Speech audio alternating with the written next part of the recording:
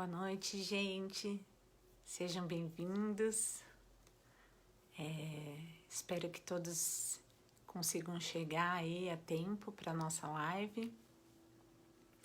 Lembrando que a gente vai deixar sempre todas salvas na nossa página. Bem-vindos.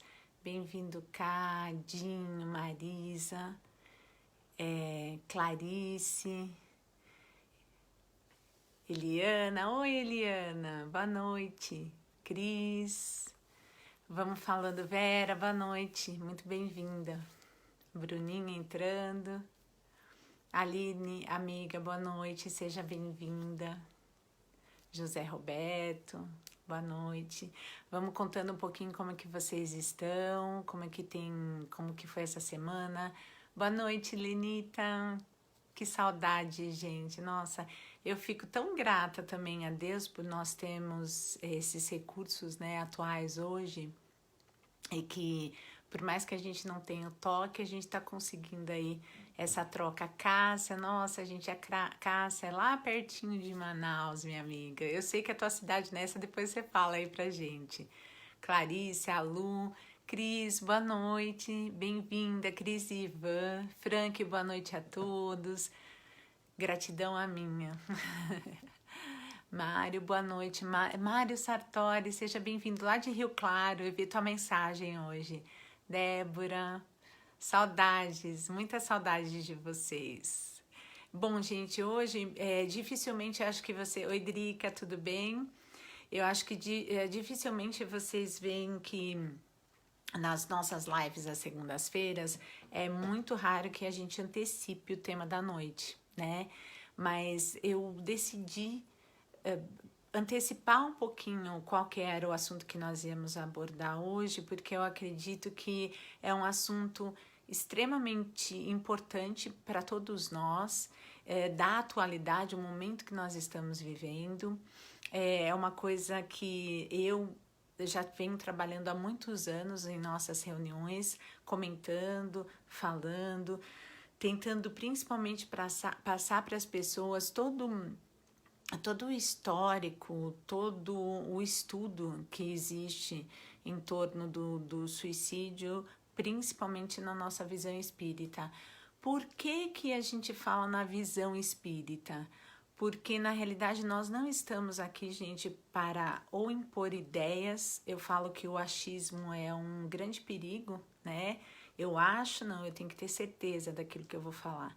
Então, nós estamos pautando tudo aquilo que nós vamos abordar hoje em livros, não só da codificação espírita, mas livros que são de extrema importância no movimento espírita. E nós vamos ver que esses livros são dos anos 30 e são extremamente atuais.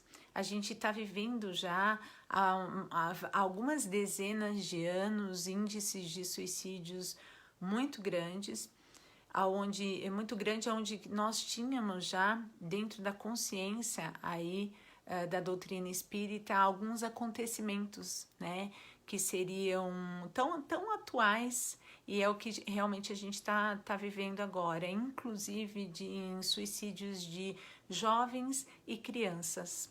Por que eu tive hoje uma preparação, um dia difícil? E eu falo que toda responsabilidade, quanto mais ela cresce em nossas vidas, mais comprometimento e disciplina é necessário da nossa parte. E a gente tem a rotina do dia a dia, os nossos entraves aí, muitas vezes a serem vencidos, mas o momento mais importante do meu dia, ele está acontecendo agora. E eu dedico essa live a todas as pessoas que já viveram situações em que tiveram pensamentos suicidas ou estão atravessando situações difíceis, onde em alguns momentos a gente pensa que o atalho, né, que seria abreviar a nossa vida, seria a solução. Dedico a vocês de coração. Não é à toa que nós temos Maria aqui, né, nos acompanhando hoje. Ela cuida de um hospital para suicidas no nosso planeta. As rosas amarelas que eu ganhei tão carinhosamente hoje, eu agradeço. elas significam aí todo esse acervo de situações benéficas, de pessoas que estão se mobilizando também contra, na prevenção do suicídio e contra também esse ato, trazendo as pessoas para próximo de nós.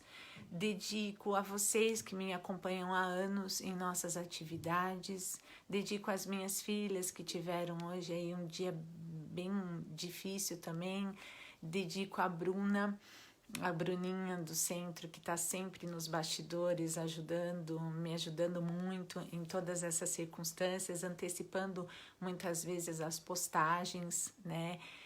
Como é bom nós estarmos juntos e vamos hoje fazer uma viagem no tempo, e porque eu repito, são temas extremamente atuais em que pessoas, médiums ou não, tiveram a intuição do plano espiritual em trazer essas informações tão valiosas para todos nós, para que hoje a gente abrace essa causa juntos. E eu tenho certeza, como eu recebi inúmeras mensagens, que nesse exato momento, pessoas que tiveram ou familiares ou amigos ou pessoas muito próximas que cometeram o suicídio e também pensaram em alguns momentos da vida nesse ato, eu quero que vocês se sintam acolhidos. A coisa mais linda do mundo é quando a gente pode acolher, abraçar situações que beneficiam inúmeras outras pessoas. É muito bom a gente fazer algo de bom ou louvável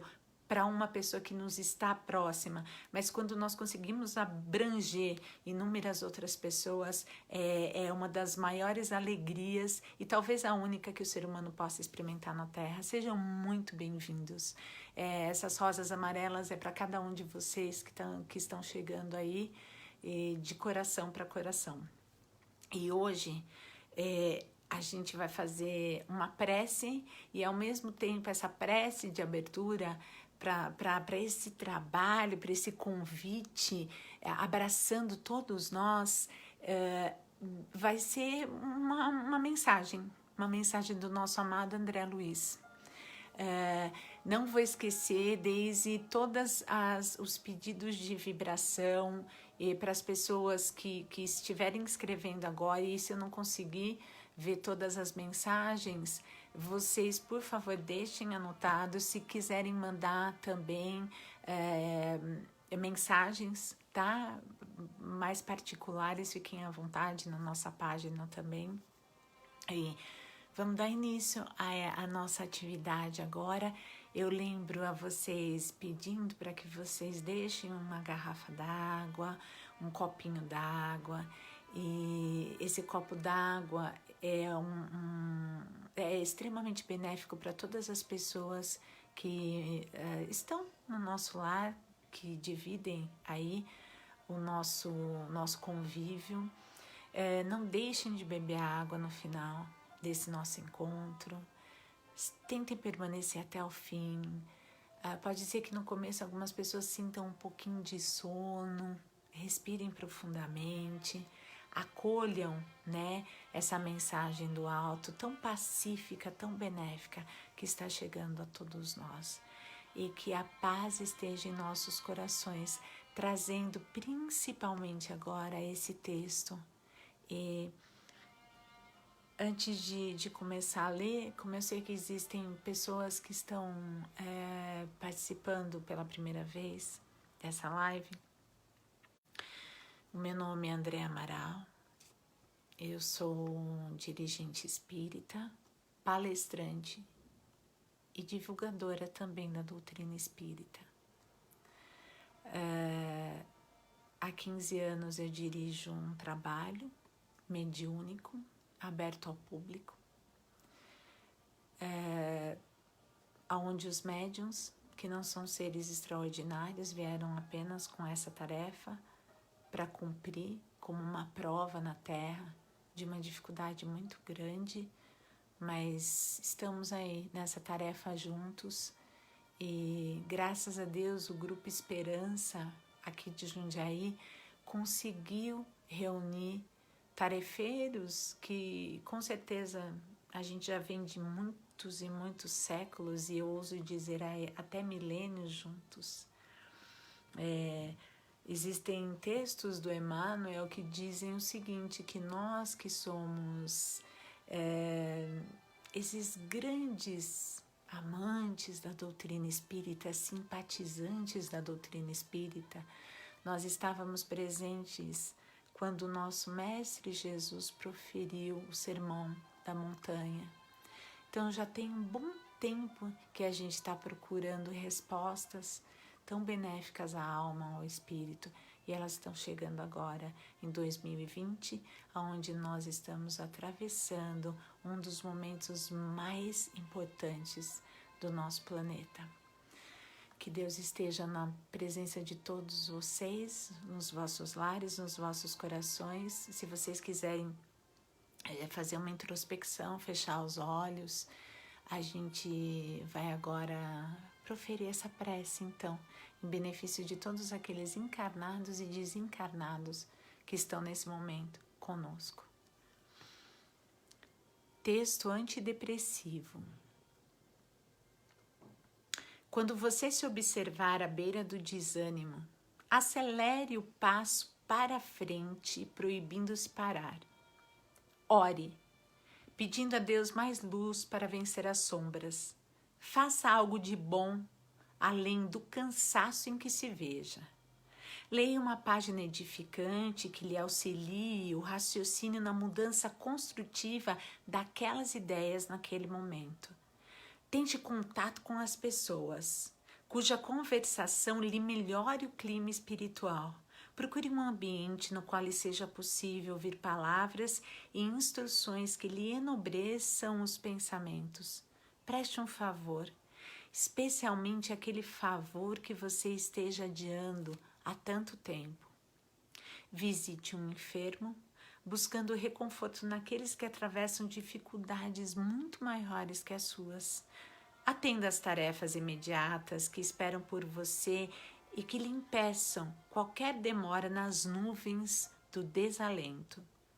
Guarde a convicção de que todos estamos caminhando para diante, através de problemas e lutas na aquisição de experiências, e de que a vida concorda com as pausas de refazimento de nossas forças, sim, mas não se acomoda com a inércia em momento algum.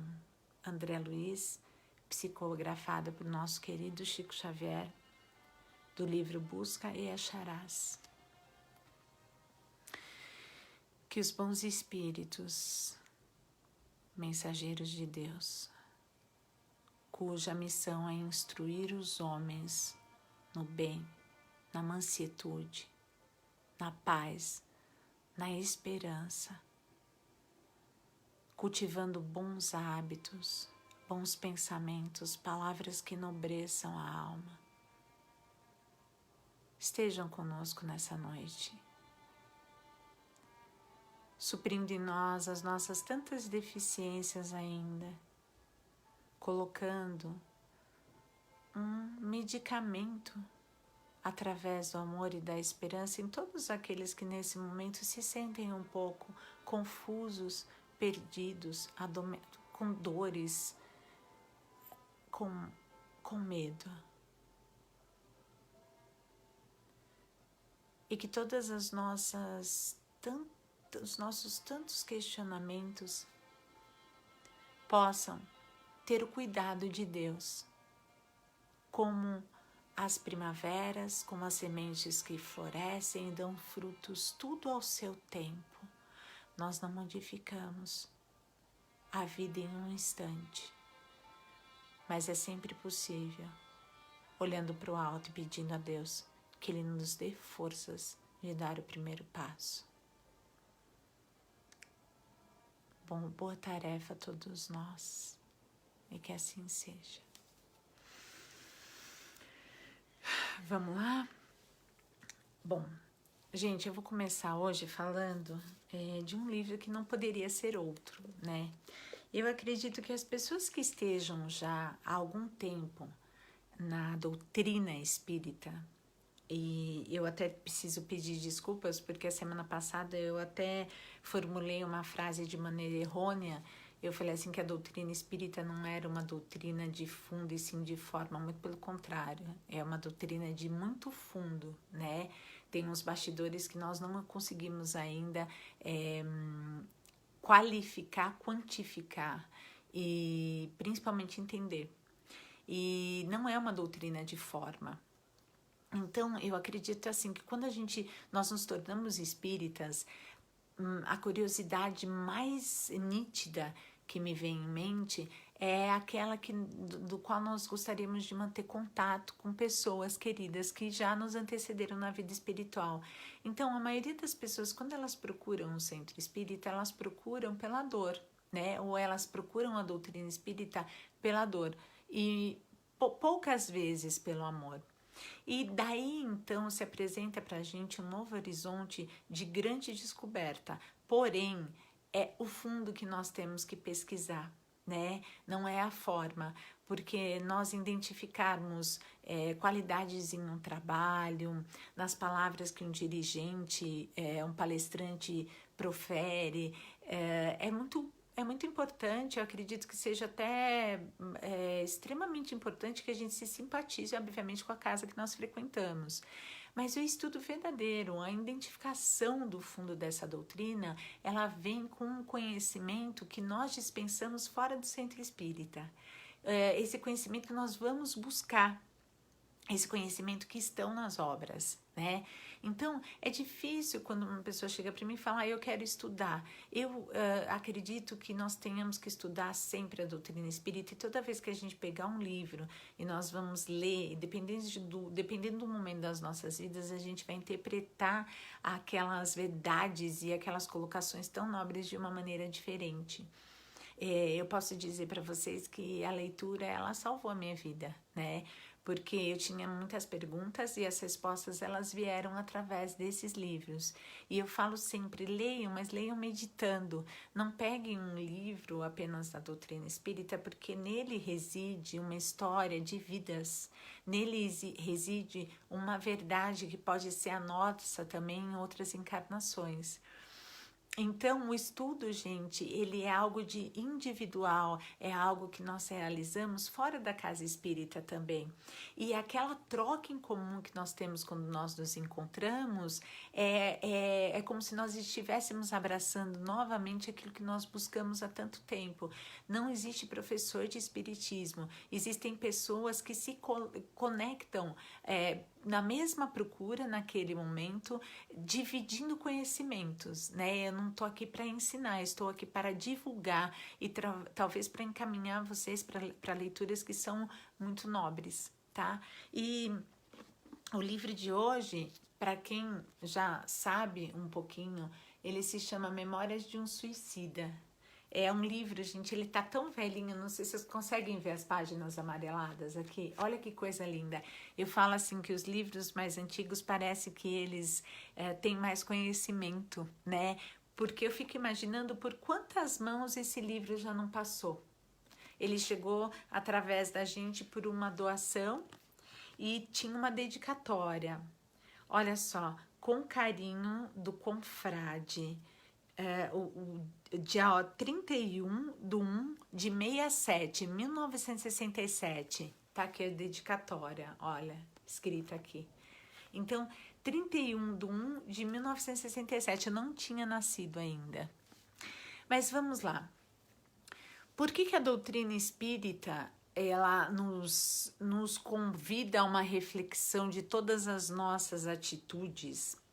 E principalmente, eu acredito que a maioria de todas as religiões, elas tenham também esse caminho mostrando essa verdade de uma maneira diferente, apontando sempre o suicídio como uma forma muito agressiva de nós colocarmos fim à nossa vida, né? Muito agressiva e muito ligada a um sofrimento.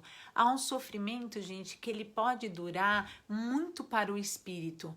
Pode ser tão difícil para um espírito após o suicídio, ele se reabilitar, ele se curar que nós às vezes levamos inúmeras encarnações para esse resgate, porque é um resgate do espírito, é um resgate da alma e é um resgate que se torna também importantíssimo para o corpo físico. Eu vou começar falando para vocês de um caso que aconteceu com o Chico Xavier. O Chico ele estava pronto para começar os atendimentos da noite lá em Uberaba, então se aproxima a mãe, um médico e uma criança com deficiência grave. E a hora que o médico e a mãe dessa criança se aproximam do Chico, Emmanuel já estava de prontidão para esclarecer algo que a mãe estava quase em desespero, em lágrimas, perguntando para o Chico, e era uma resolução ali no momento que ela jogava a responsabilidade, de certa maneira, para o próprio Chico Xavier, né? E é isso, o espírito ele é muito testado nisso, principalmente quem está ali, vamos chamar na linha de frente, que está tão moderno, né? A gente falar da linha de frente. Então as pessoas elas falam, tá, vamos lá, né? Já que a pessoa está aí, o que ela tem para me relatar desse caso gravíssimo? E a mãe se aproxima com a criança num carrinho especial, e a criança era cega. A criança tinha graves lesões neurológicas e por uma doença também hematológica ela tinha amputado os 2 braços. E a mãe se dirigia ao Chico e muito comovente foi que um médico também fazia parte dessa reunião com eles e a mãe perguntou, Chico, a medicina dos homens agora me retrata que o meu filho está com um problema muito sério de circulação. Ele já é cego, ele tem lesões neurológicas do qual o impedem de falar, ele não tem já os 2 braços e os médicos dizem que vão ter que amputar as pernas. Imagina o Chico Xavier nessa condição, a hora que ele olha para aquela mãe, olha para aquele espírito naquele carrinho e o médico, né, como quem diz, por favor, me dê uma luz, me auxilie. Então Chico respira fundo e ele pede mentalmente para que Emmanuel destine para ele a resposta mais certeira naquele momento e que fosse suave, leve, principalmente que houvesse uma aceitação importante para a mãe, para que servisse também de um consolo, né?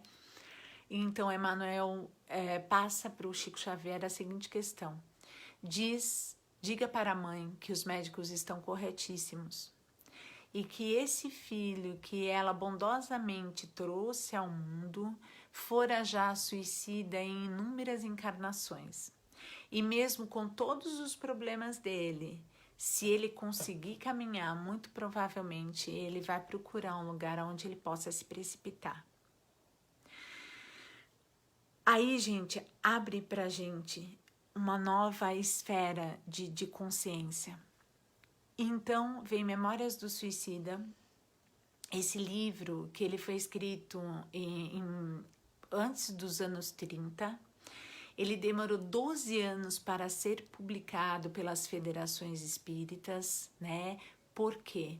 Porque ele parecia um livro muito avançado para a época, principalmente nas informações, aonde os espíritas diziam que era um livro muito forte até para algumas instituições publicarem, falarem a respeito do assunto.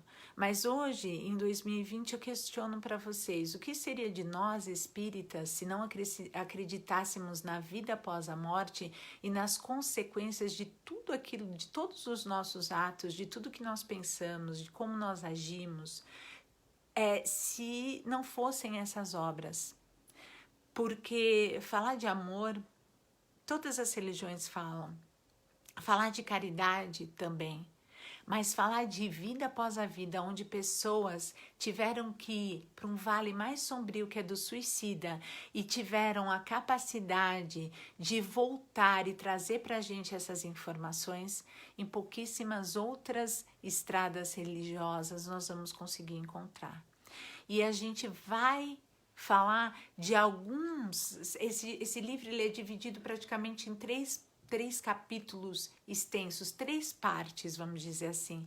E dessas partes ele começa principalmente trazendo para a gente exatamente o que aconteceu com o suicida. E esse suicida, ele fora um poeta, né, português, um escritor, um poeta, que a um certo ponto da vida dele, ele ficou cego. E ele não aceitou essa situação. Então, o que ele fez? Ele cometeu suicídio. E depois de ele passar por toda essa história, através de uma médium, Ivone Amaral, do Amaral Pereira, eu falo até que é minha prima, né? Que eu também sou André Amaral, ele volta para contar para a gente, retratar, relatar o que aconteceu com ele no além do túmulo. Eu tinha dividido inúmeras páginas aqui, é lógico que a gente não vai conseguir ler todas, mas eu gostaria de passar para vocês esse conteúdo. Repito o livro Memórias de um Suicida e eu peço para que vocês fiquem comigo agora muito atentamente. Desliguem televisões, não deixem celular perto, porque isso que a gente vai falar agora, muito possivelmente vai chegar a pessoas que vocês já tiveram convívio ou vão conviver e vocês vão saber muito bem como lidar com essa situação se vocês se depararem com uma pessoa muito próxima ao pensamento suicida. Tá bom? Ó, vamos lá. O que ele fala pra gente? Em geral, aqueles que se arrojam ao suicídio para sempre esperam livrar-se de sabores julgados insuportáveis, de sofrimentos e problemas considerados insolúveis, pela tibiez e vontade ainda desocupada do nosso espírito, que se acovarda muitas vezes na presença dos problemas, da vergonha, do descrédito, violam a própria consciência e de remorsos muito importantes, consequentes de ações praticadas no decorrer das nossas encarnações. Relato do próprio suicida. Enganei-me, porém, as lutas infinitamente mais vivas e mais ríspidas me esperavam dentro do túmulo, a fim de me chicotearem a alma em descrente e revel injustiça. As primeiras horas que se seguiam, ao gesto brutal de que eu usei para comigo mesmo, passaram-se em meu ser como um verdadeiro desacordo com o meu próprio eu. Meu espírito fora rudemente violentado, como que se desmaiara sobre um colapso brutal. Os sentidos e as faculdades que traduzem o eu racional paralisaram-me, como se indescritível cataclismo houvesse desabado sobre mim. Prevalecendo, porém, acima dos meus destroços, uma sensação forte de aniquilamento que sobre o meu ser acabara de cair. Foi então que aquele estampido maldito que até hoje ecoa sinistramente em minhas vibrações mentais, sempre que, descerrando os véus da memória, como este passado, ele se desperta e moléculas do meu ser me retornam de novo àquele momento cruel.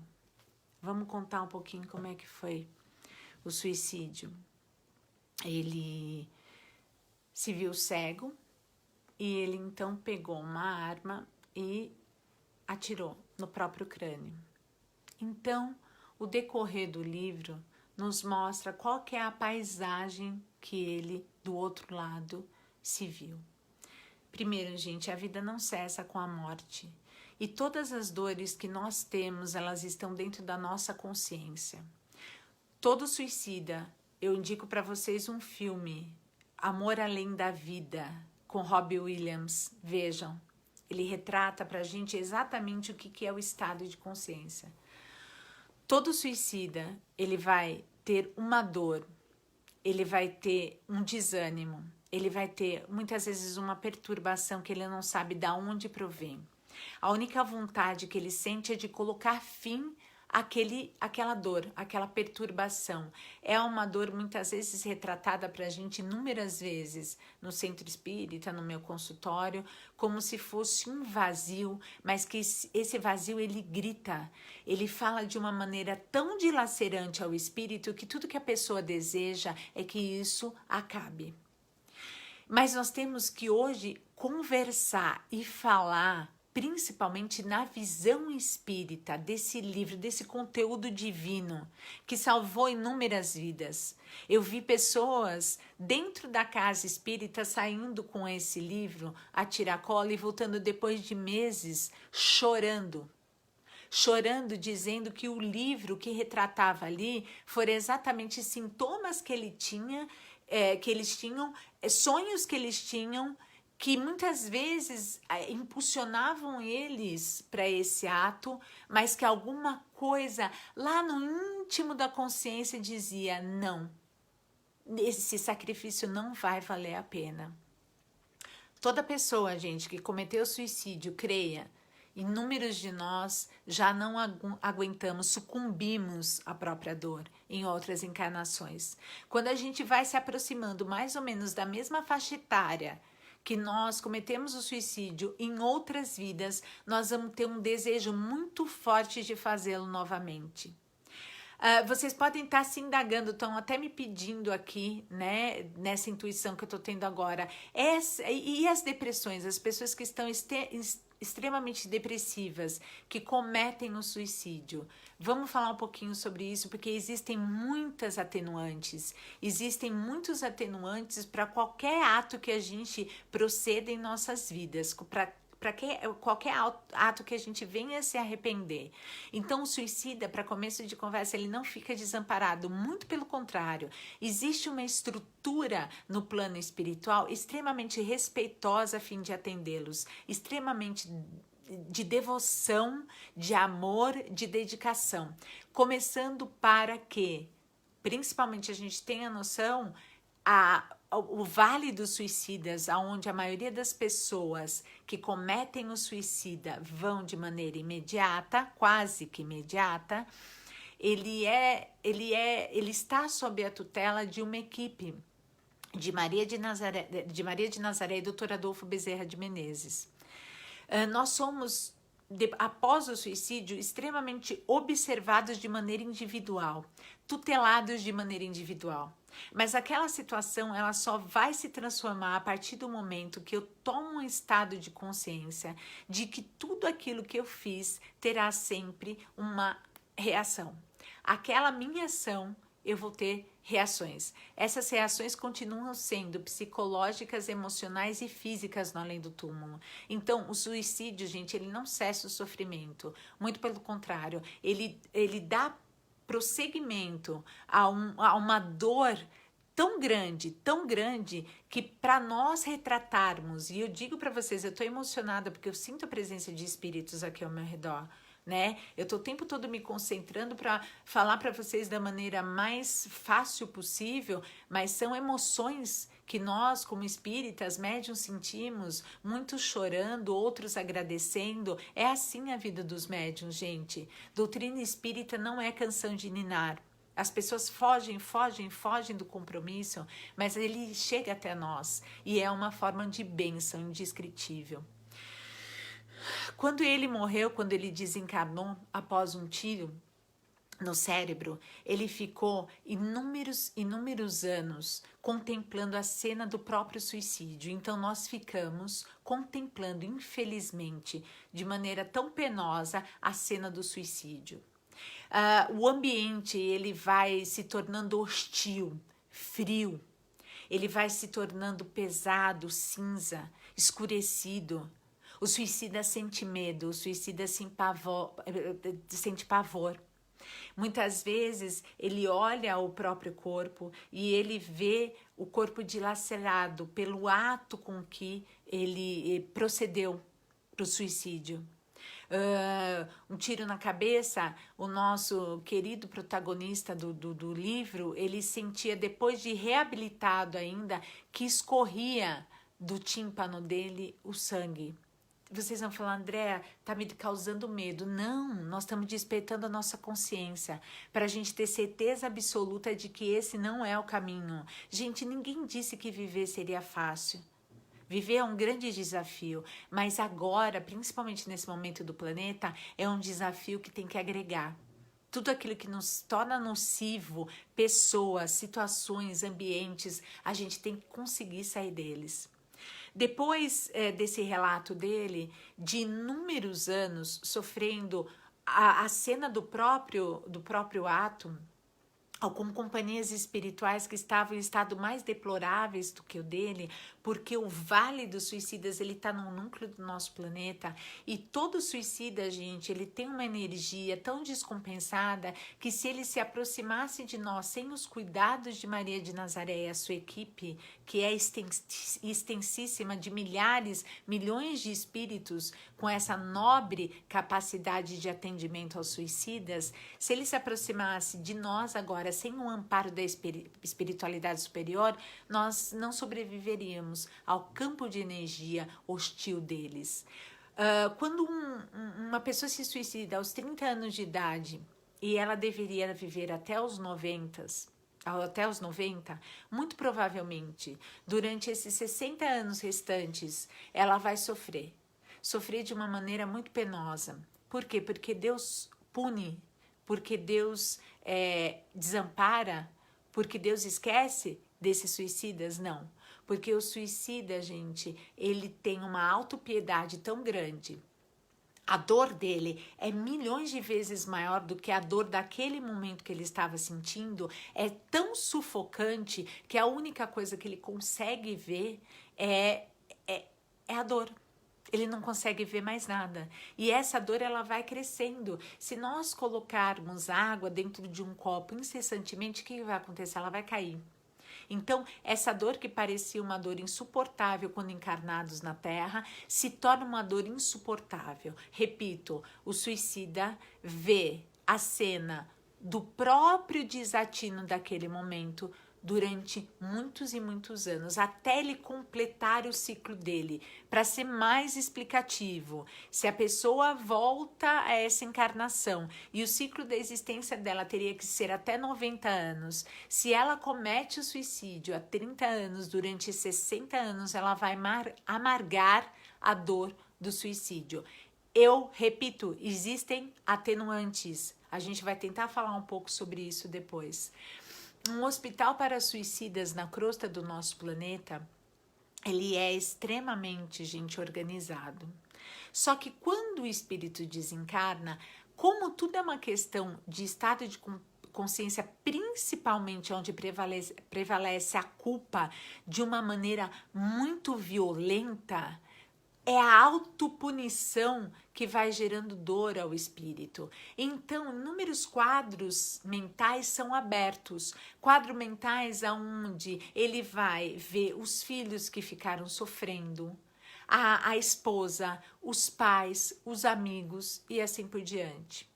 Quando nós cometemos o suicídio, e por exemplo, a gente vai continuar no exemplo aí da bala, no tímpano, no cérebro, nós temos 3 corpos, vamos chamar assim, que é o corpo material, o perispírito e o espírito. Vamos falar só do corpo material e do perispírito, que é o corpo que nós vamos usar do outro lado da vida, é aquilo que vai revestir o nosso espírito quando nós estivermos no plano espiritual.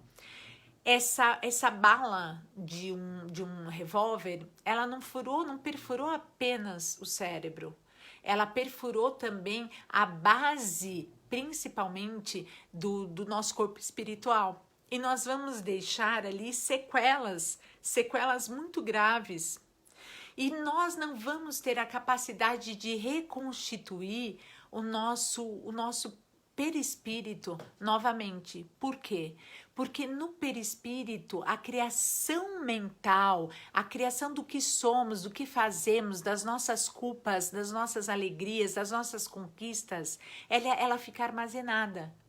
E é muito importante que o espírita, que o espírito, que o indivíduo saiba hoje que o que nós vamos encontrar do outro lado da vida é exatamente o estado mental que nós estamos hoje.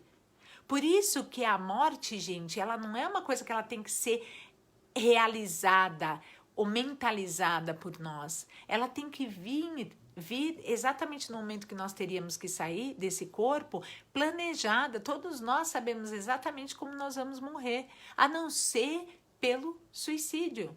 Porque ele lesa o perispírito, ele bloqueia uma vida, ele bloqueia uma história, ele bloqueia um amor, ele bloqueia uma conquista. E tudo aquilo que nós teríamos apenas que passar naquele momento, a gente derrota, detona, como se fosse, infelizmente, um precipício muito difícil de a gente conseguir sair dele depois. Camilo, o que acontece com o Camilo? Ele vai para esse Vale dos Suicidas, anos de sofrimento, até que ele começa a seguir outros espíritos e eles ficam numa região fria, numa região insalubre, praticamente em cavernas. Só que depois de muitos e longos anos, ele percebe que algumas visitas de espíritos que ele não sabia então o que eram, né? Porque ele era um pouco todo descrente disso tudo, até de Deus. Ele percebe que quando essas caravanas chegavam a essas regiões muito pesadas, muito sombrias, as pessoas ficavam esperando serem chamadas pelo nome. Então, nessa caverna onde ele estava com mais 2 outros companheiros, nesse dia que ficou marcado como o mais importante da somatória de todas as nossas vidas, ele ouviu então chamarem o nome dele, Camilo Cândido Botelho, e a alegria reinou na alma dele. Ele foi acompanhado até uma espécie de carro, tá? Um ônibus grande. E ele, para a época, gente, em 1926, quando esse livro foi escrito, olha só, ele relatou que era muito futurístico.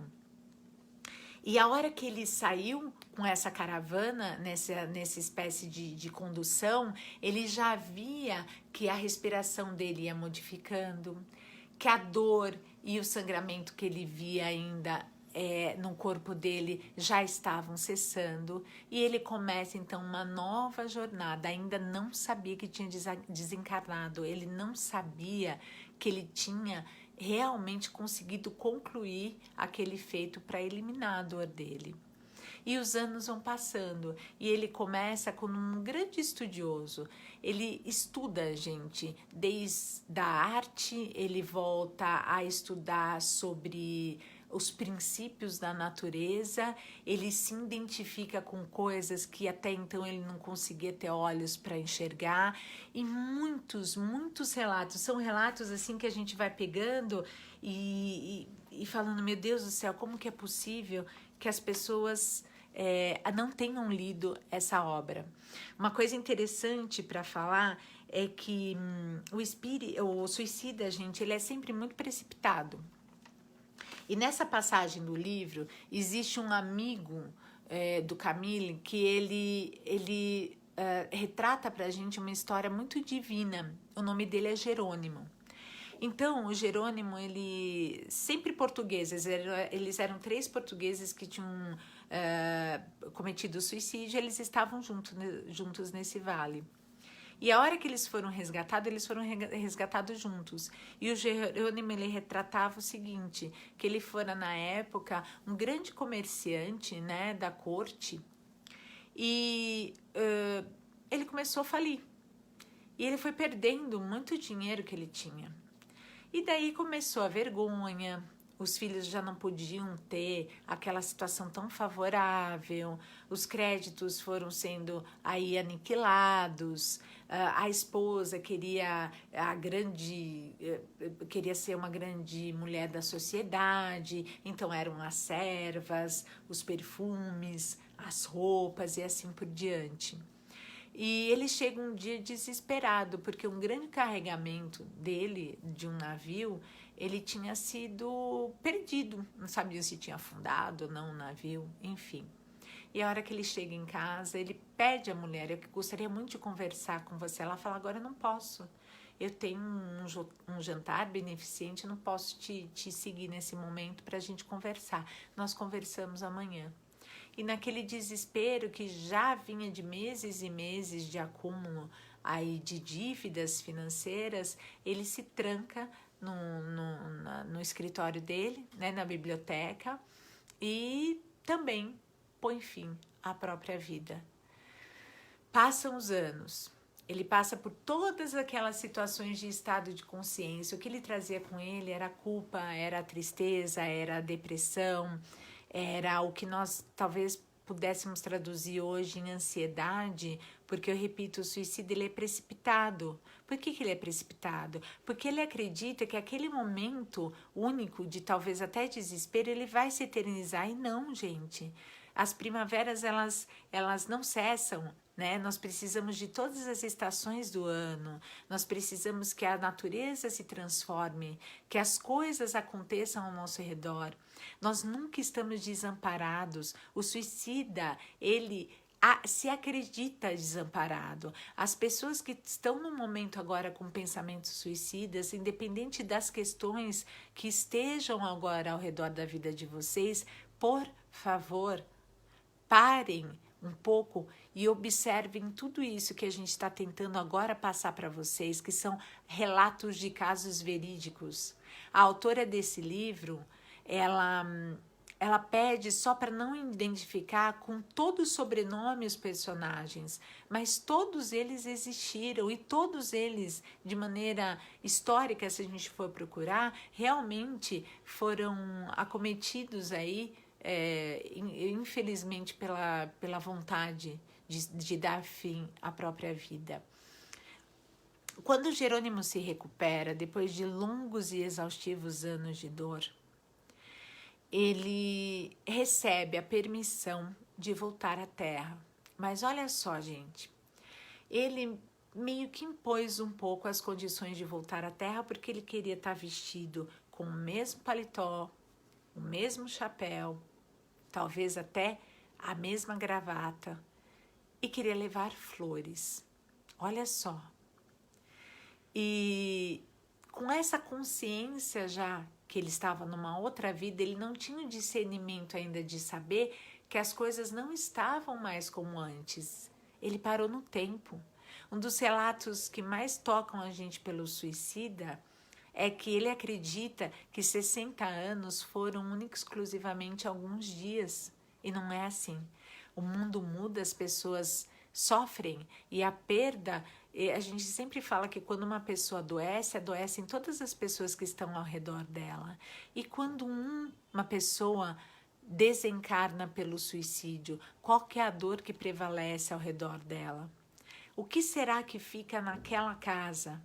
Qual que é a energia que fica naquela família? Quais são os traumas que vão envolver as outras pessoas? Isso tudo, Jerônimo diz que fora retratado também a eles através de uma tela. Essa telinha que a gente está falando agora.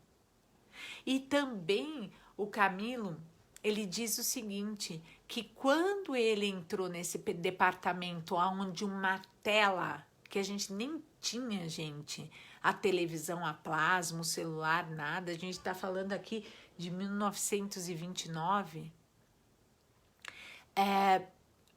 no livro, o relato do livro, tá bom? Não das histórias dos personagens, que era mais antiga. Ele fala que os suicidas, eles são capazes de ver todas as consequências do ato que fora cometido. É possível ver as pessoas que choravam, que sofriam, e principalmente aquelas que também merecem. Então, quer dizer que tudo aquilo que nós fazemos, somos, pensamos e agimos fica registrado? Sim. Por onde? Por um fluido que nos paira no ar, nesse planeta Terra, em todas as outras orbes, que é o fluido cósmico universal. Ele capta os nossos pensamentos. E o pensamento, gente, ele é a força motriz para as vidas na Terra, para as grandes histórias e para as grandes falências também. Tudo surge de um pensamento. Às vezes você está falando para a pessoa, conversando com a pessoa, tendo um sentimento extremamente nobre, querendo dar uma ajuda, e a pessoa está tão cega no mundo dela que ela vai acreditar que tudo que você deseja são os danos para ela.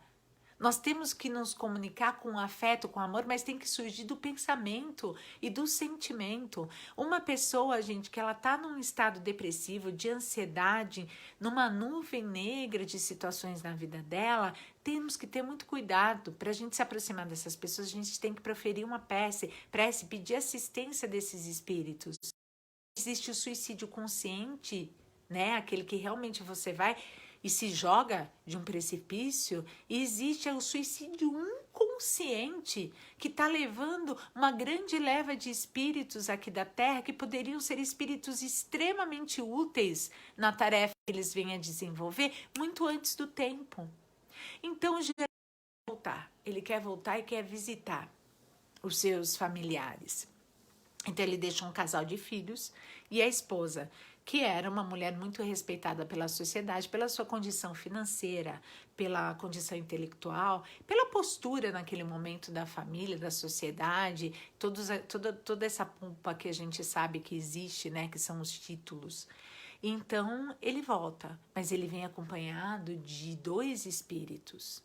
E era o bônus que ele tinha conquistado depois de muitos anos, aprendendo, estudando, se arrependendo e assim por diante. E a hora que ele volta, ele começa a andar pelas ruas de Portugal. Ele começa a andar pelas ruas, mas de um bairro bem pobre. E a hora que ele passa ainda caminhando com as roupas que ele exigiu, de certa maneira, pediu para voltar, ele observa uma senhora muito bonita, mas extremamente sofrida pelo tempo e que pegava os restos de comida daquela feira. Era uma feira de alimentos em geral. E a hora que o espírito faz com que ele se aproxime dessa mulher, ele observa que era então a esposa tão linda, nobre da sociedade da época, comendo, né, pedindo o alimento do resto das feiras. Ele não se conforma, é um choque tão grande para ele que ele cai e desmaia. Depois de um tempo ele volta em si, desesperado, chorando, e diz: não é possível. E o espírito diz: você tem ainda que visitar os seus filhos, e eu peço que você mantenha a sua calma. Então esses 2 espíritos o acompanham até um bairro ainda mais distante, onde tinha um presídio. E atrás das grades, um jovem, um homem lindo, mas com vestes já esfarrapadas, sujo, com um rosto bem magro, faminto. E esse jovem, ele colocava a cabeça, né, nas grades da célula, e através do pensamento ele dizia: papai, por quê? Por que você fez isso comigo? Por que você esteve tão ausente? Eu me lembro da minha infância, dos poucos momentos que nós tivemos a possibilidade de estar juntos. Por que, papai? E novamente o Jerônimo desmaia, cai. Um choro compulsivo, uma dor tremenda da alma. Mas ele tem que voltar. E mais uma vez os espíritos que o acompanhavam disseram: Jerônimo, mais um pouco. E você precisa então visitar a tua filha. E ele anda então pelas ruelas de Portugal, em uma dessas tantas cidades, e ele observa um contingente de homens, né? Alguns fumavam, outros bebiam, risadas altas, e uma ruela bem estreita onde ele entra, e lá existia um prostíbulo. Então, aquela menina tão linda, tão nova, com tantos sonhos, ele se depara com ela no colo de um homem bem mais velho, onde trejeitos e insinuações violentas eram feitas ao seu respeito.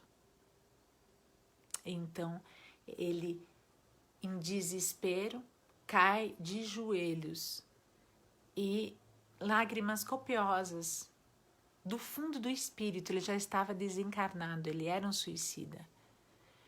Aquilo durou horas, aquele arrependimento, aquela dor, aquela culpa foi imensa. Até que o espírito, então, amigo, conselheiro, diz: Jerônimo, se você estivesse pronto a esperar apenas 6 meses, teríamos situações extremamente diferentes na política. Eu tô emocionada porque eu tô sentindo a emoção dos espíritos aqui. A tua vida ia tomar um rumo completamente diferente. Você ia encontrar amigos, você ia ter pessoas que iam cuidar de você, teria braços abertos da tua então mãezinha viva. Os seus filhos iam crescer com um projeto de vida que vocês tinham definido antes de reencarnar na Terra. A tua esposa teria uma aceitação, um companheirismo, a dignidade talvez de recomeçarem juntos através do amor, da compaixão, do respeito, do carinho, da serenidade. Apenas 6 meses. Por que o suicida, gente, ele precisa ver isso para que ele não cometa nunca mais esse desatino? A vida é muito preciosa para que a gente desperdice. Os relatos de Memórias de um Suicida, gente, no princípio, a primeira parte do livro, ela é muito dura. Ela é dura, ela relata o frio, a fome, a sede, o desamparo, a solidão, a falta de esperança. E isso tudo, eu vou repetir para vocês, para nós espíritas, existem atenuantes, mas nós precisamos ver o fundo da verdade do que é efetivamente o suicídio. É uma dor sem fim, a vida não cessa, as dores não vão cessar. E o suicídio inconsciente, Andréa, como que é possível? Como que é possível uma pessoa cometer um suicídio de maneira inconsciente? Depois do livro Memórias de um Suicida, a gente vê André Luiz com o Nosso Lar, onde ele bebeu demais, ele usou demais as energias que ele poderia para outras coisas, num sexo sem controle, ele comia de maneira rude, ele era orgulhoso, ele era uma pessoa completamente descrente das leis de Deus. Ele era uma pessoa que não tinha limites quando ele desejava uma coisa, ele se achava superior às outras pessoas. E então, num certo dia, abusando muito das condições desse corpo, que é a nossa primeira casa, ele comete, infelizmente de maneira inconsciente, o suicídio também chega do outro lado.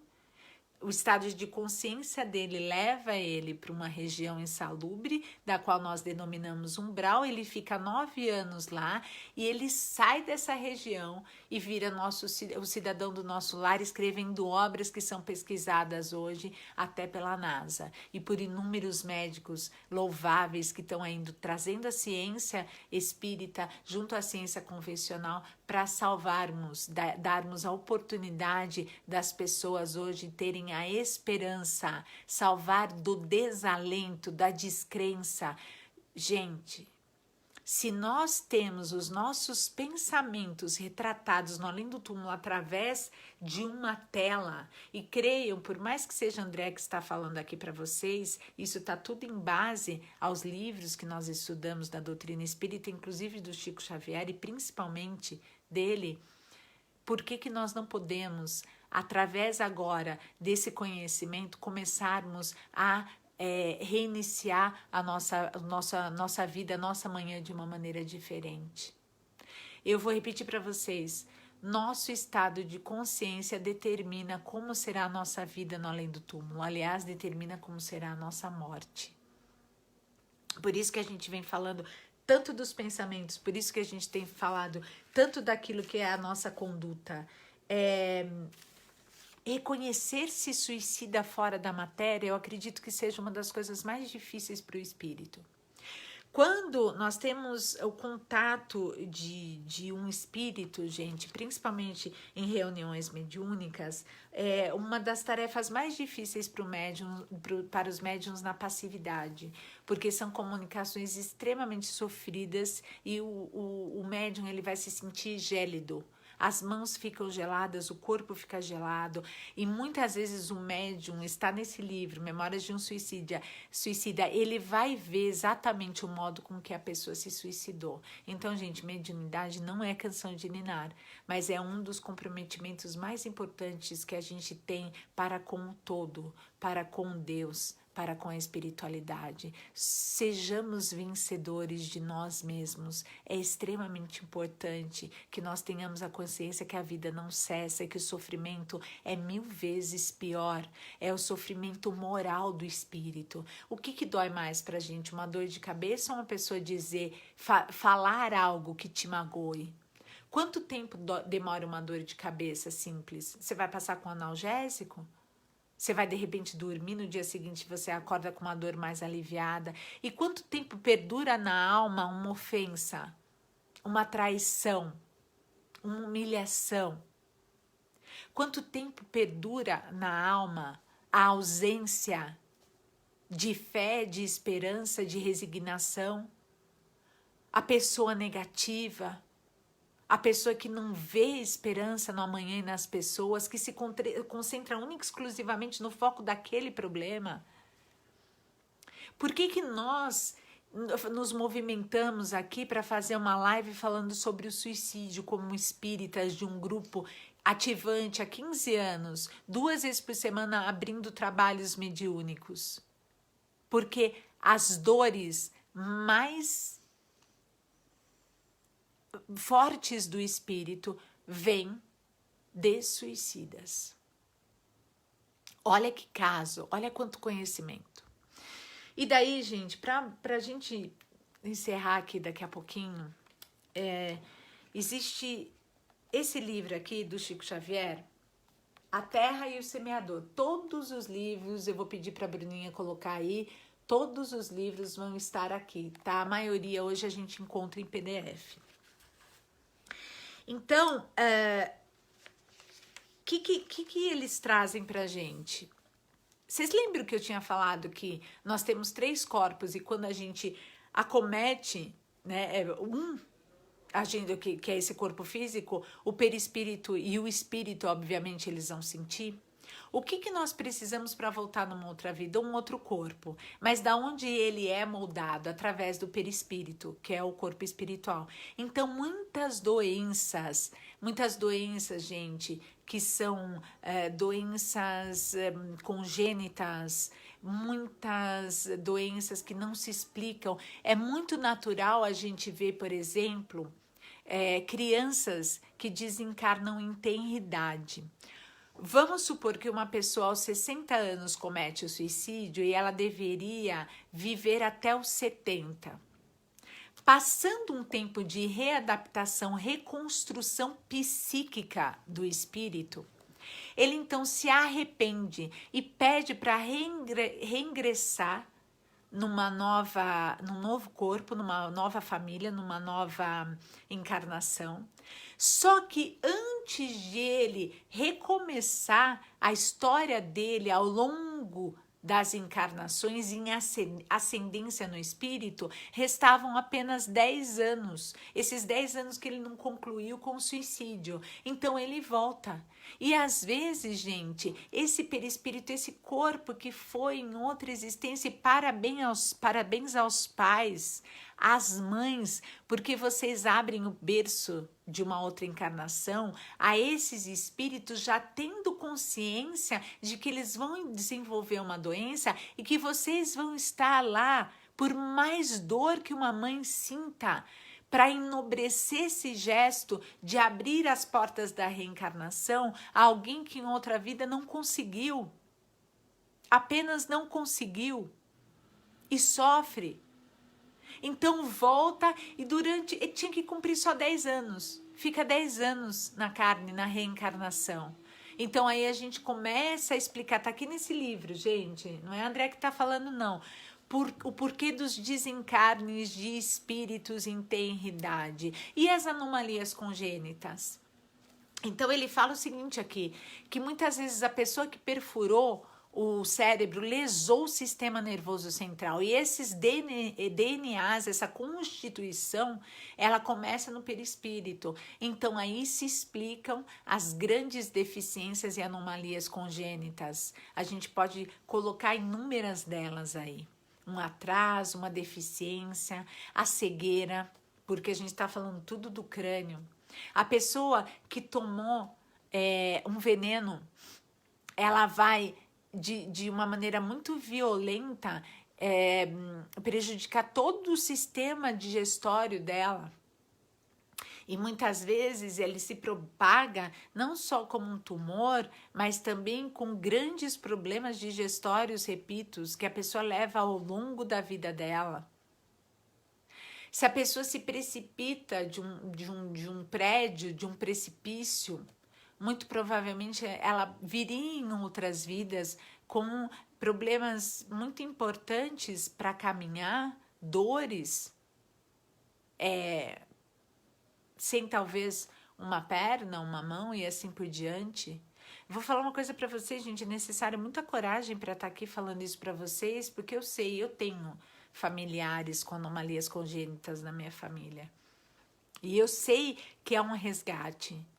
E é um resgate corajoso dos pais e é um resgate corajoso principalmente do espírito. Então o espírito ele se renova.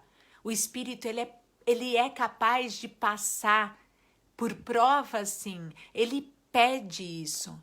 Para que daí, numa nova existência, numa nova energia, numa nova troca de construção no bem com as pessoas que circundam essa pessoa, ele realmente consiga de maneira definitiva concluir a reencarnação dele.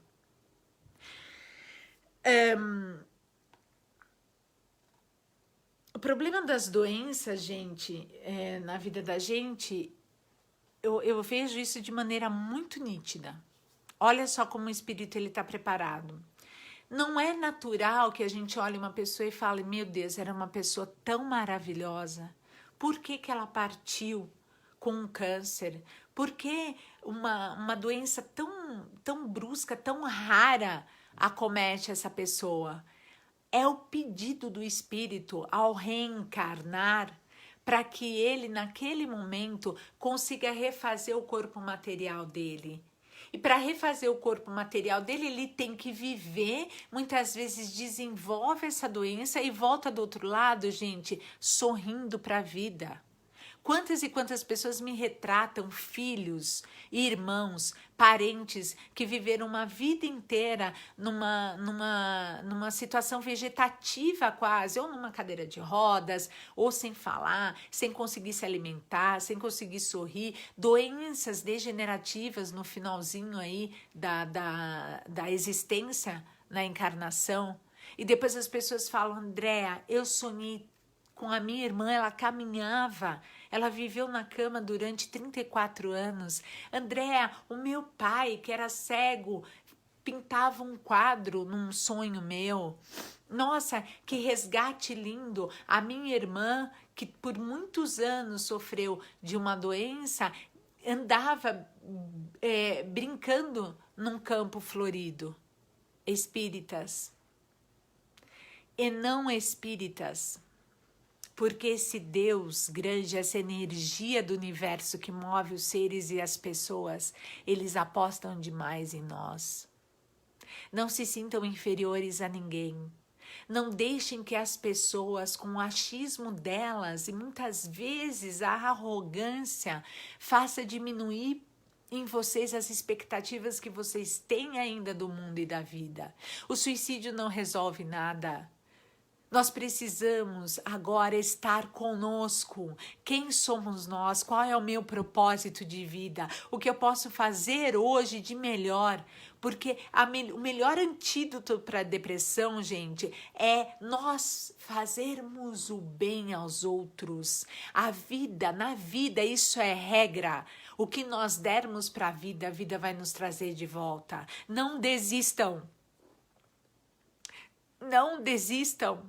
Eu sei o quanto dói o suicídio, quantas e quantas circunstâncias na minha vida eu me deparei com situações no corpo, trabalhando como médium e fora dele, de pessoas que sofriam. Cuidado com as palavras, com o tom de voz, com o modo com que nós vamos tratar as pessoas que circundam a nossa vida, o modo que eu estou me alimentando, o que eu estou fazendo do meu corpo, o que eu estou fazendo da minha vida, o que eu estou fazendo das vidas que dependem também da minha vida. A visão espírita é essa, gente. A visão de uma doutrina. Uma doutrina onde nada morre, mas tudo se transforma. E pode se transformar desde já. Desculpa, a emoção é grande. Eu falo assim que essa 1 hora que a gente fala aqui, para mim, são 20 minutos. Eu gostaria de passar inúmeros outros detalhes. Eu me preparo muito, gente. Mesmo que eu tenha inúmeras atividades para desenvolver na minha vida, inúmeras responsabilidades. Esse momento aqui é o momento mais importante da minha vida. Porque uma vez eu já falei isso em outras lives, de um querido amigo que ele diz o seguinte, que a felicidade ela só existe a partir do momento que ela é compartilhada, é verdade. E a dor, ela pode deixar de existir a partir do momento que eu levo alívio a alguém, ou que eu possa aliviar alguém. Os nossos conceitos de vida, gente, eles já não podem ser mais aquilo que nos aprisiona. Porque se eu aceitar e se eu ver no próximo uma capacidade também de mudança, a minha vida vai ser mais feliz. Por que os suicidas eles são tão aceitos de uma vida muito breve depois que eles tomam consciência do ato deles? Eles voltam rápido para o plano material. Porque eles têm a tendência a se modificar. Então, o que mais chama a atenção da gente hoje, nessa pandemia em 2020, onde nós não podemos nos abraçar, não podemos estar próximo das pessoas, não podemos resolver problemas agora materiais, financeiros, de maneira imediata. O que mais nos consola são esses encontros. Porque também no desencontro estão os encontros. Muita coisa que eu já não encontro mais na minha vida vai me levar, me impulsionar a descobrir novos caminhos. E é um recomeço. Todo recomeço é um step by step, né? Um passo de cada vez. E todos vocês que estiveram aqui conosco hoje, passem isso para as outras pessoas. Falem desse livro. Falem de tudo aquilo que ficou gravado, registrado no coração e na mente de vocês. Porque uma vida que a gente consiga salvar, uma pessoa que a gente consiga tirar de uma situação de fragilidade imensa nesse momento, esse espírito, ele pode ser o nosso grande amigo para um futuro muito próspero que existirá na Terra. Eu não acho. Eu creio. E olha, para quem me conhece sabe, eu amo rosas amarelas. Não me perguntem por quê. Deve existir, eu acho que um porquê, né? E essa rosa, ó, parecendo Roberto Carlos, né? Ó, essa rosa é para vocês, homens, mulheres, jovens, crianças. As eternas crianças que existem em nós, sonhem. Ousem sonhar. Ousem sonhar com esperança, com motivação, com sorriso nos lábios. Contemplem as manhãs que estão maravilhosas, o céu azul. Contemplem as músicas. A música, ela está a todo momento presente na minha vida. Não desistam. Também sinto, gente, sinto tristeza, sinto às vezes que tá um pouquinho pesado demais, e daí eu vou lá para cima e penso nessa mulher, em Maria, penso naqueles espíritos que estão agora resgatando todos do vale, porque daqui a pouco não vai ter mais Vale dos Suicidas no planeta Terra, não.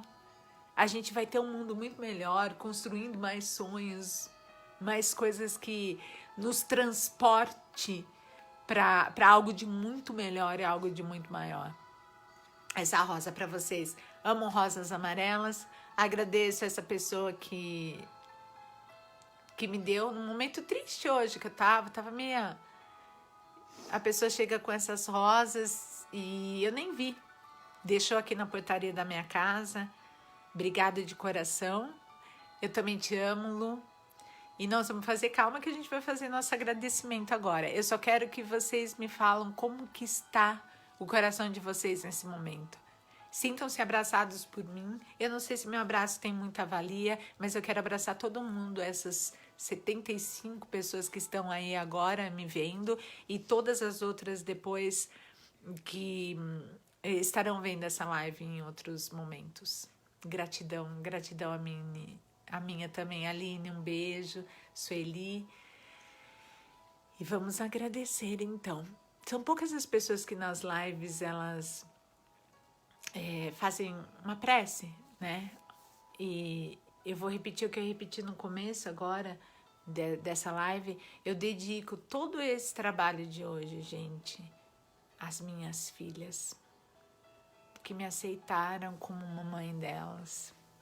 Bianca, a Rafaela. Quantas e quantas vezes as situações no nível aí um pouquinho de energia espiritual pesam, né, pra mim, e elas estão lá segurando firme e forte. Vamos lá, mãe, você é espírita, não é? Você sabe muito bem o que você tem que fazer. E agora o que eu quero fazer é transmitir meu amor e a minha gratidão ao plano espiritual, a todos esses irmãos que estiveram conosco. Foi um alívio aqui, gente. Um alívio de gratidão a inúmeros espíritos. Eu não vejo nada, não sou superdotada, não tenho nada de diferente de vocês.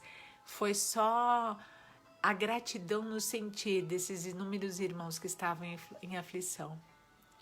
Força aí, Vera, coragem.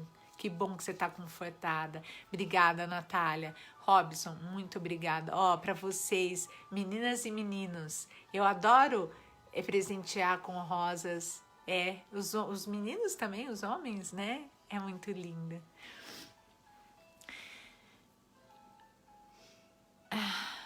Nenhum momento vale uma vida inteira, gente. E é sempre tempo de recomeçar.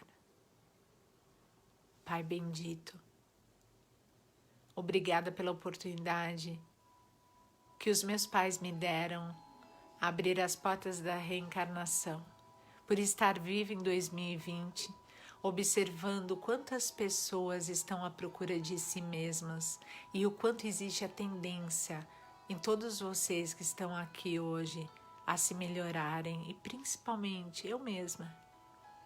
Quero ser melhor do que fui ontem, do que sou hoje. Espero me superar amanhã. Que seja leve as nossas vidas. Que as nossas palavras, elas soem no ouvido das pessoas que cruzem os nossos caminhos, como melodias singelas que tocam a alma pela simplicidade. Que o nosso olhar seja sereno, os nossos abraços, quando possível, longos, intermináveis.